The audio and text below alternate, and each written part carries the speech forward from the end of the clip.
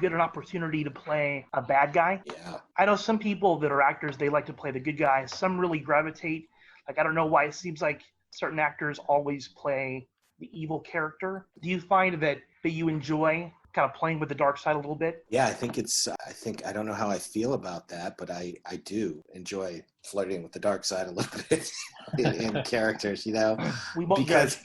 yeah, thank you. I appreciate that, because I think as human beings, we all live on a spectrum, and I'm a pretty jubilant kind of, I did improv for a long time, so I can be a silly individual. And so I think it's fun to be able to play on the other side of that spectrum as a human and see what's there. And the other thing that I enjoy, the challenge of playing a villain, is that to me, when I approach a character like this, I think everyone is the hero in their own story. So no matter what kind of bad things people do in their heart or in their mind, for the most part, they believe they're doing it for just reasons.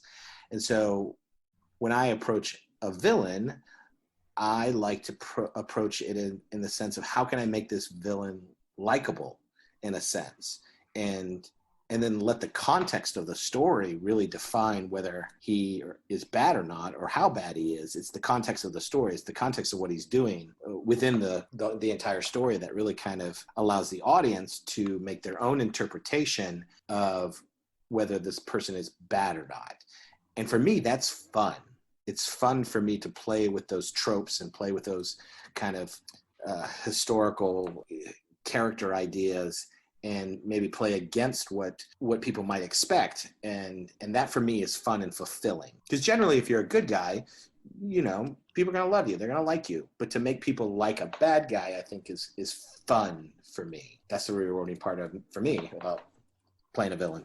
Yeah, that's cool. I like what you said about everyone is a hero of their own story. I think that's just brilliant. And it's true. Even in Stargirl, we see the character of Jordan Icicle, who he's doing terrible things, but in his mind, he's making the world a better place. Right. And, I think Stargirl takes that concept and really exploits it in a very good way.